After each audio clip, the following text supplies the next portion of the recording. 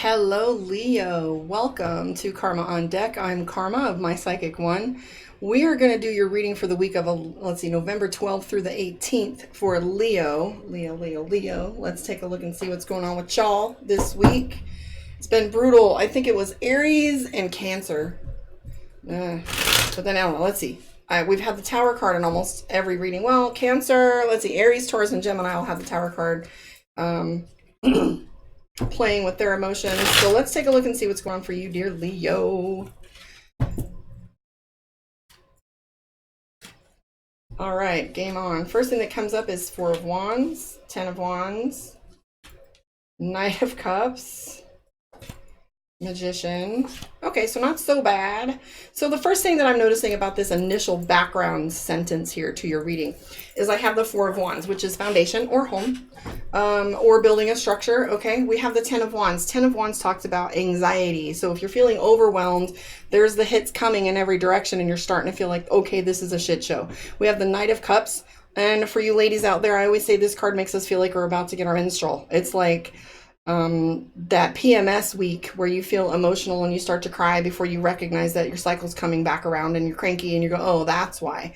Well, we don't know why, but this is the Knight of Cups and it's feeling emotionally overfull, as if your pot's about to boil over.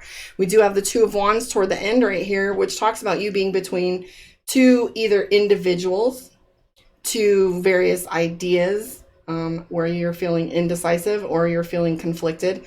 Or you're taking in two different ideas to where you're sitting in the middle weighing and measuring, okay? Oftentimes, though, this usually references two individuals. This comes in where you're hearing two different sides of a story. You're between a boss and a coworker, where you're the manager and you're kind of hearing both sides, or an uncomfortable position. Let's say you're friends with a couple, the male and the female, or two sides to a relationship where you're uncomfortable and feeling like you're hearing both sides and you're like, I just don't want to be here. We do have the Magician, though. The Magician says a lot of things about competency, about mastery, about weathering things well, about being the best at it. You're actually, the Magician is all about, being on stage as well. It's about you having, feeling like you're on this spotlight, so to speak. But the thing to remember always about the Magician is it's coming from a place of power. This is no amateur.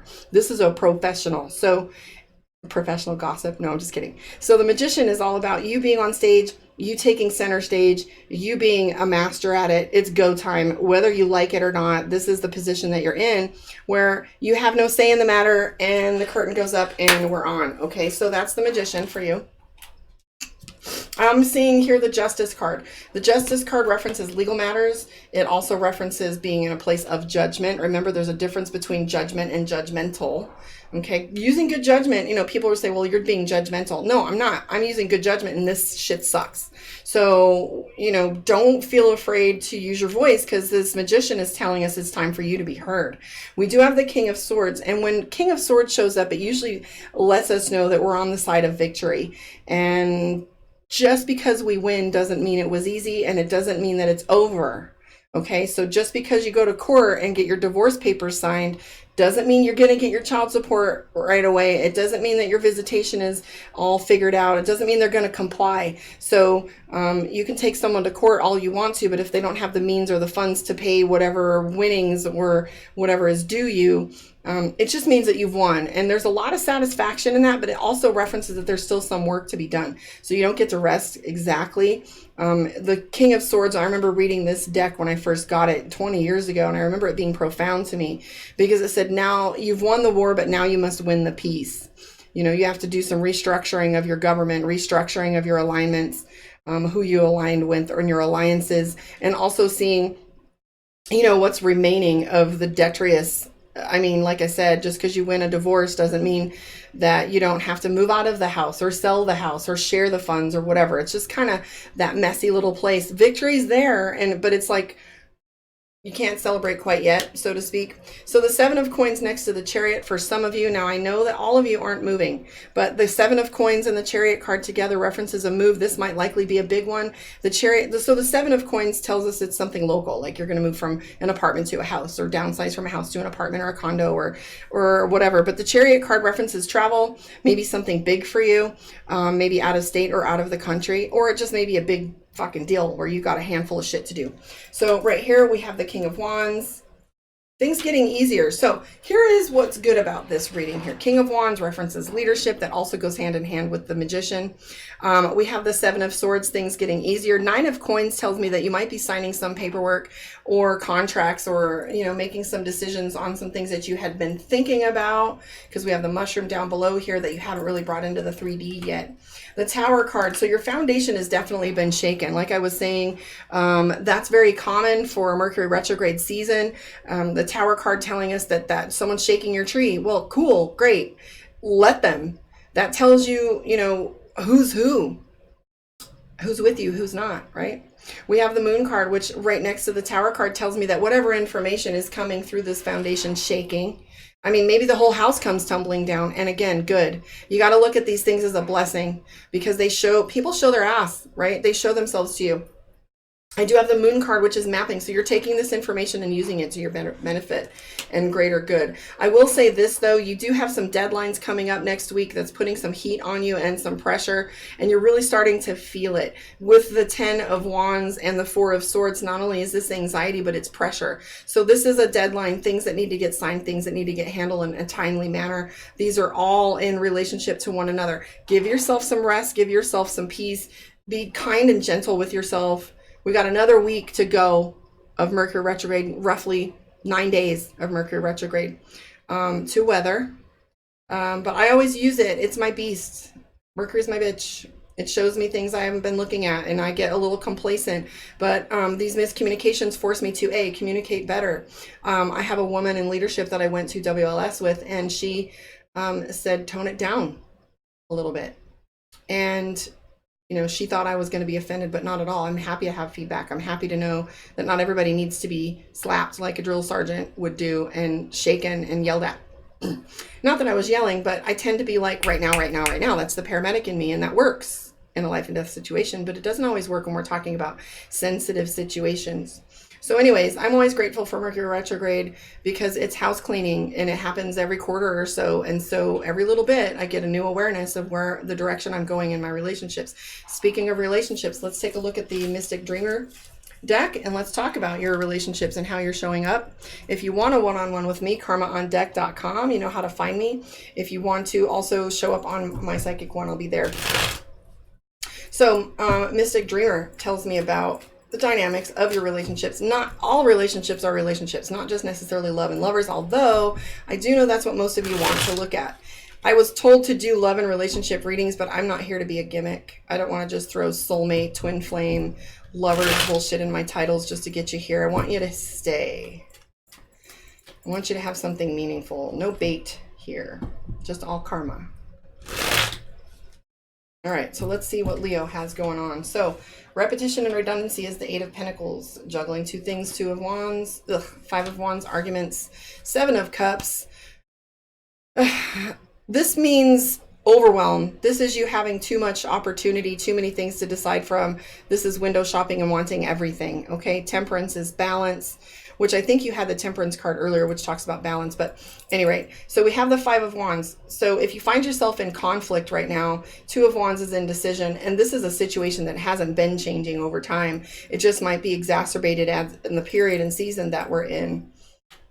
Again, 2 of Pentacles. So if you are in more than one relationship, single, in a relationship and having someone else on the side, or in a relationship where you're deciding between two different directions within that relationship, the 2 of Pentacles, the 2 of Wands, indecision. You're kind of sitting in the middle, or you have too many options. Again, 7 of Cups. We have some regret and unhappiness. 4 of Swords, which is someone's not communicating with you. That's my ghosting card. That's when somebody goes quiet, goes, blocks you or isn't responding. So that may or may not be in relationship to certain situations and dynamics in the relationship. It might also be due to Mercury retrograde and people just are in a funk and just want to be left alone. Let's take a look and see. However, this non-communication, these individuals not reaching out to you is causing you to go into a tailspin because you have the 9 of Cups and then you have the 9 of Swords. I like your synchronicity here. 2 of Wands, 2 of Pentacles, 9 of Cups, 9 of Swords.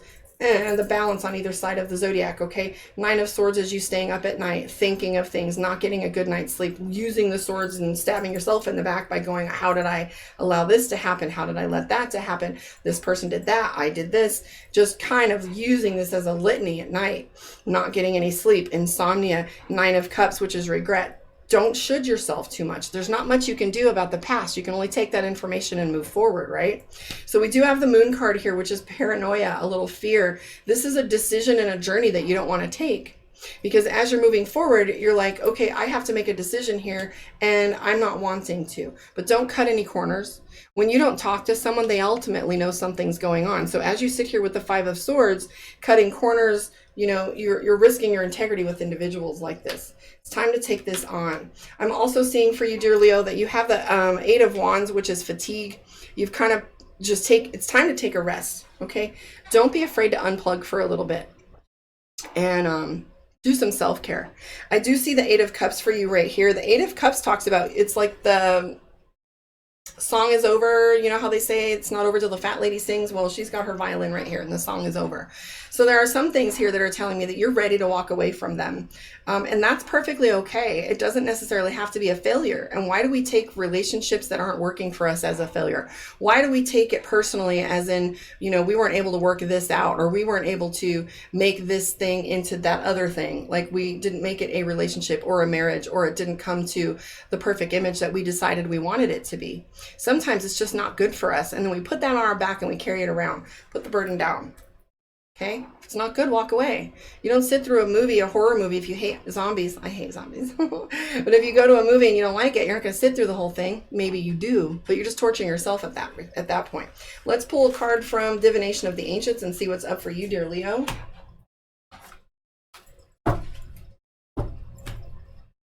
Promised I would get these done today.